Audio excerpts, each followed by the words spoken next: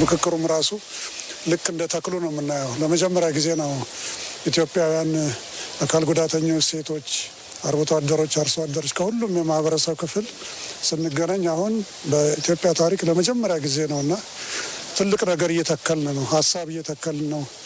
መግባባት ወደ መግባባት የሚወስዱ ሀሳቦችን እየተከልን ነው። መነጋገርን እየተከልን ነው። መደማመጥን እያሰፋን ነው እና ይሄ ሂደት ለዲሞክራሲ መነሻነት ትልቅ የሆነ እርሾ ይሆናል ብዬ ተስፋ አደርጋለሁና ይሄ መትከሉ ከዛፎቹ ጋር ከችግኞቹ ጋር ያለው መትከል ከሀሳቦች መትከልና መሳሪያን አስቀምጦ ከመወያየት ከመመካከር እና ሰላምን ከማምጣት ልማትን ከማምጣት ህዝቦችን ከማቀራረብ አንድነትን ከማጠንከር ከብዝሃነት ጋር የሚነሳውን ከልዩነት ጋር የሚነሳውን ብዝሃነት እና አንድነት ከማጠንከሩ ላይ ራሱን የቻለ መትከል ትልቅ ተምሳሌታዊ ነው ብዬ አምናለሁ እና ለኔ